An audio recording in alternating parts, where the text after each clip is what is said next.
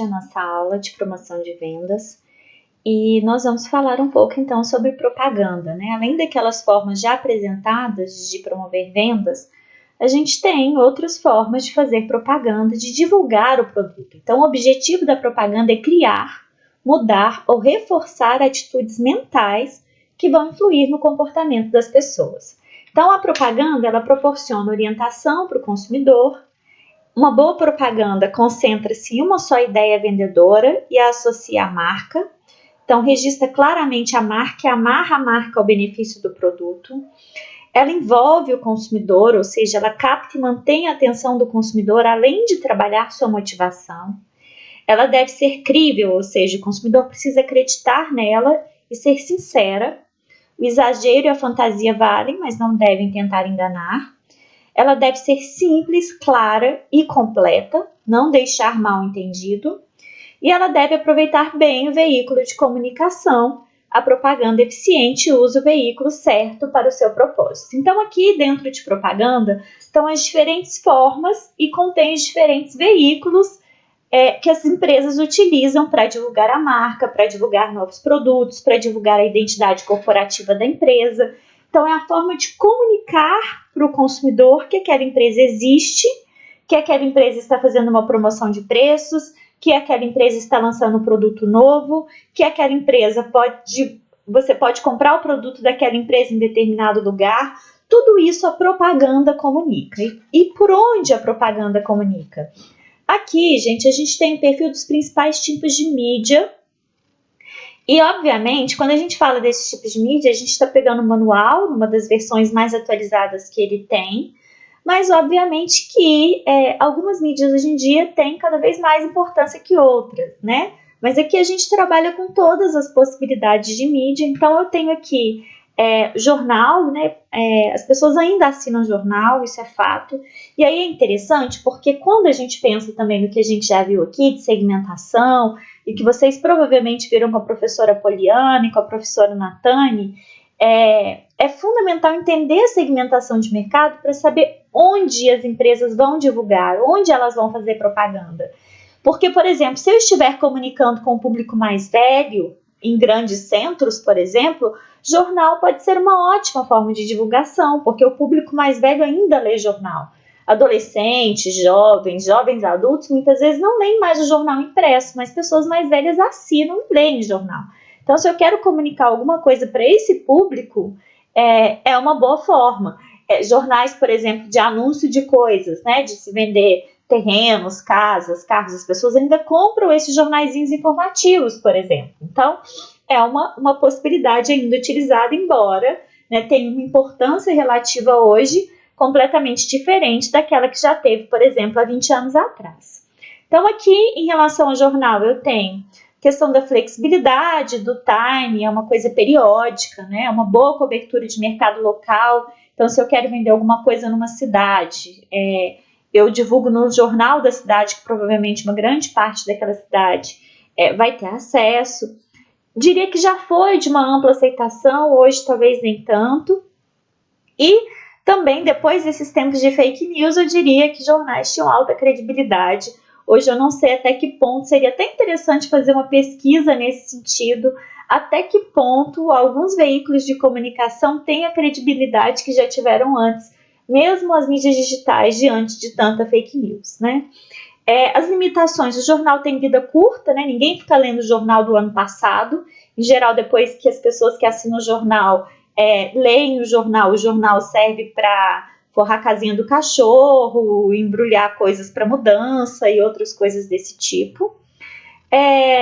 O nível de qualidade de reprodução é relativamente baixo e o público circulante relativamente pequeno. Eu compro um jornal, eu não passo o jornal para o vizinho, que vai passar para o tio, para a prima e etc, né? Em geral, as pessoas que assinam o jornal fica na casa delas e é isso. A TV, até pouco tempo atrás, era com certeza absoluta a principal forma de divulgação. Ela combina quase todas as possibilidades sonora e visual e de movimento, apelo aos sentidos. Tem uma ampla cobertura, então a TV era um veículo bastante completo de se divulgar alguma coisa. Só que o custo da TV é relativamente alto. a elevada saturação de comunicação, a exposição é transitória e tem menor grau de seletividade do público.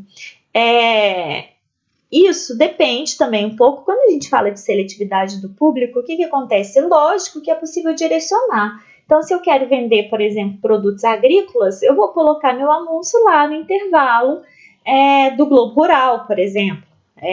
Se eu quero oferecer crédito para pequenas empresas, eu coloco minha divulgação da minha empresa financeira no intervalo do Pequenas Empresas, Grandes Negócios. Na verdade, nem sei se esses programas ainda existem, enfim, mas são programas associados. Se eu quero vender brinquedo, eu vou fazer propaganda de brinquedos no intervalo de programas infantis.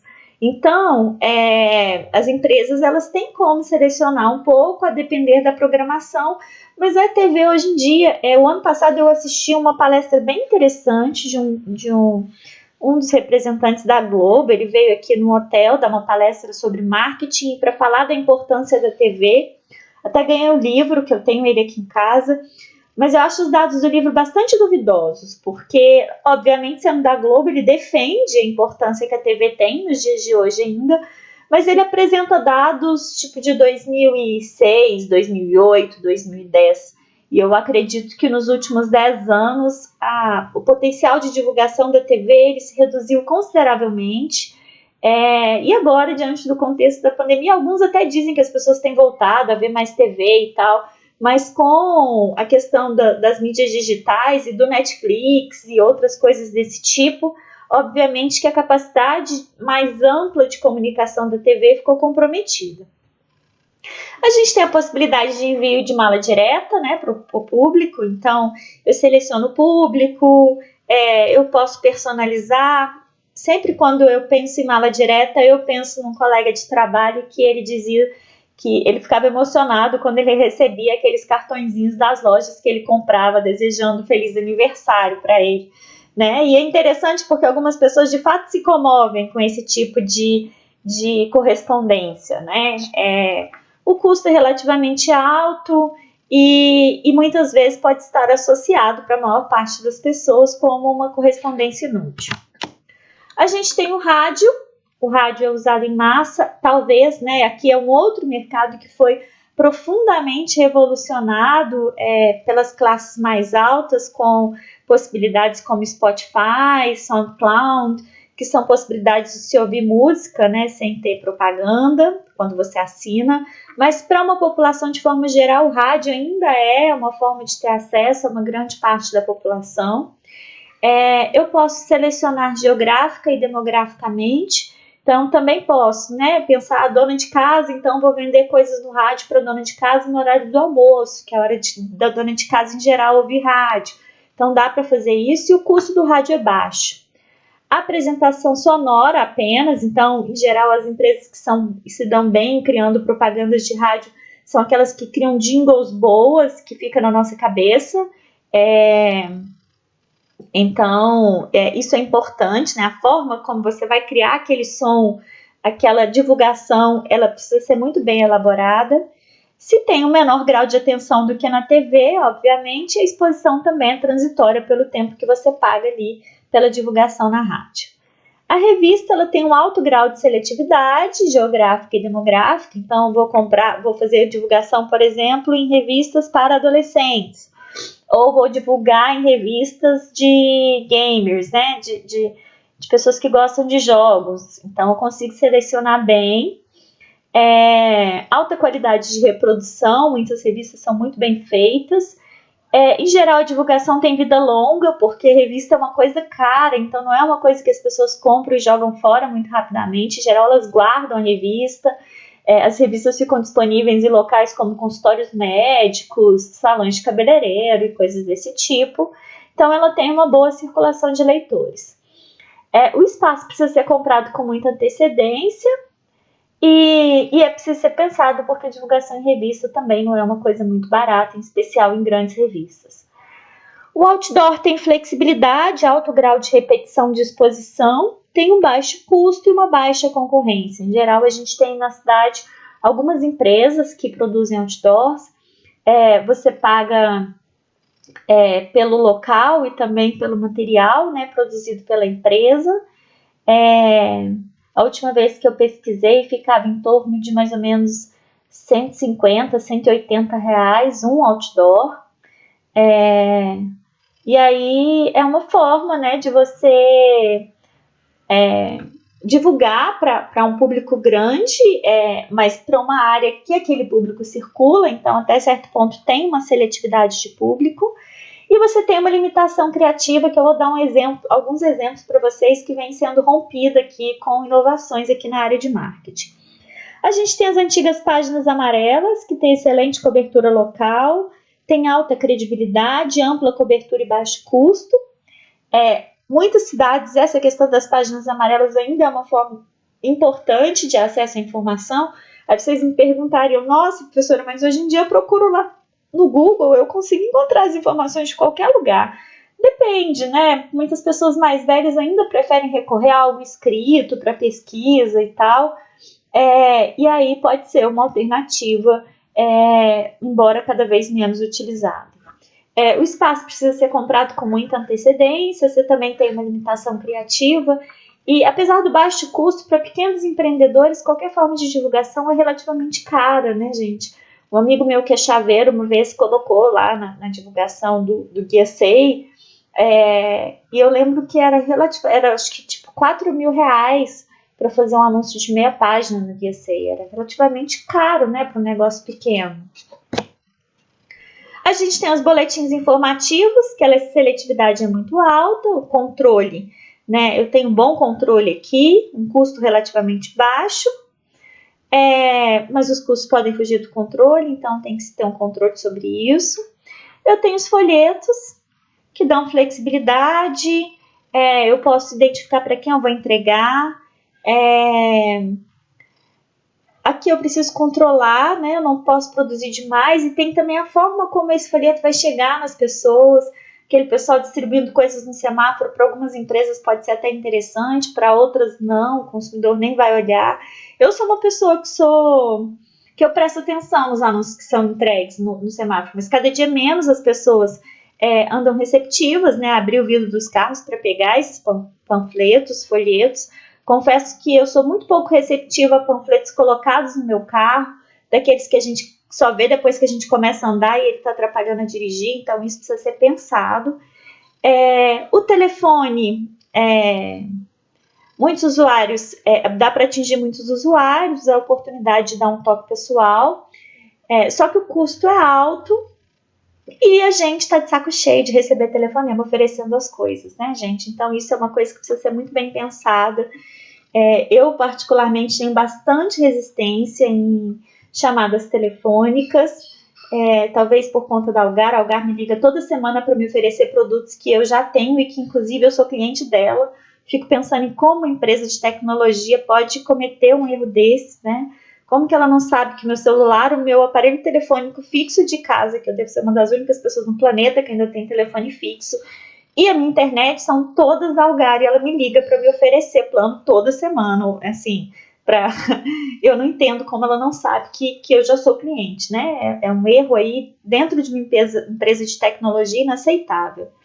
E aí tem a internet, que é, né, a grande questão da hora, possibilidade de interação aí nas mídias digitais, nos sites de relacionamento, cada vez maior, né? Instagram, Facebook, e são bastante efetivas essas formas de interação, o custo é relativamente baixo, só que a saturação também está cada vez maior, né? Quem de vocês, por exemplo, ao abrir um vídeo, não pula o anúncio, né? Eu sempre pulo o anúncio, não tenho paciência para assistir.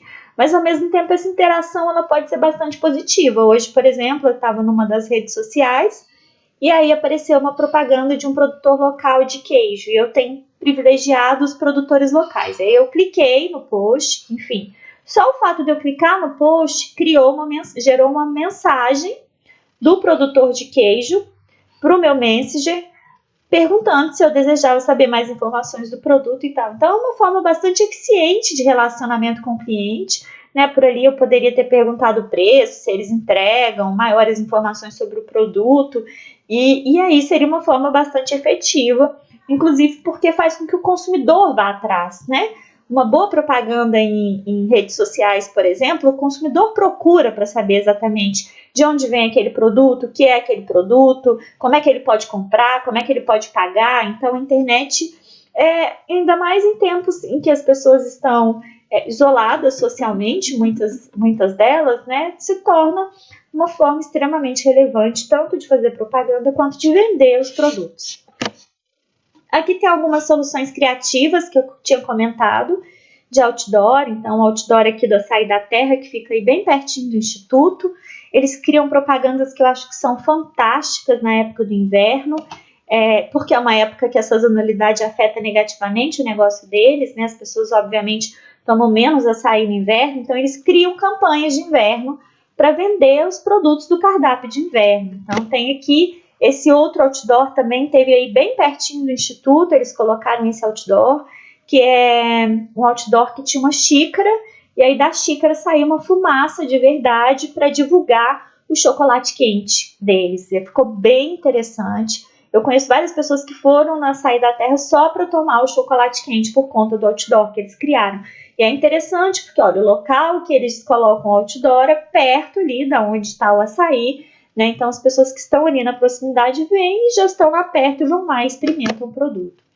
Aqui um outdoor da Teca, bastante criativo também, né, de toalhas. Aqui um outdoor informativo do quando você passa trote, separa o SAMU de quem realmente precisa, conscientizando sobre a questão das pessoas não passarem trote, né, para 192. Aqui uma divulgação de uma academia de judô, né, interessante, o outdoor aqui faltando um pedaço. Aqui uma brincadeira de uns alunos do marketing do Paraná, eu achei interessante. É uma forma criativa, embora muitos possam considerar ofensiva, mas bastante criativa, chama atenção. Não sei se seria um tipo de divulgação que eu aconselharia, mas eles foram, de fato, criativos. Aqui uma campanha de conscientização, reservado para motoristas bêbados, né? A interação nos espaços é uma forma bastante interessante também de chamar a atenção da população. Aqui uma forma de divulgar relógios, então isso é um transporte, né, um metrô, um ônibus, e aí aqui, pela imagem, eu acredito que seja um ônibus dentro de um aeroporto, não sei se vocês conseguem perceber aqui, então aqueles ônibus que levam os passageiros de um lugar para o outro dentro do aeroporto, para pegar ou para voltar da aeronave, e aí aqui uma propaganda de relógio, muito interessante. Aqui embalagem, que também é uma forma das empresas fazerem divulgação dos produtos, uma empresa de joias, né? Uma outra empresa aqui de produtos de ginástica, muito interessante e criativo também essa embalagem. Aqui uma outra embalagem de uma loja que vende produtos femininos, né? Lingeries. Aqui uma campanha da BIC, do aparelho de barbear. Aqui uma outra campanha conscientizando sobre a questão do abuso da velocidade no trânsito. E aqui uma campanha anti-tabagismo bastante interessante também. E aí, no nosso próximo tópico, a gente vai falar um pouco da regulamentação da propaganda, que é uma questão importante aqui também. Obviamente, gente, muito dessas coisas que eu estou falando aqui para vocês vão ver com muito mais cuidado lá na disciplina de publicidade e propaganda, que é dada no segundo semestre, ok?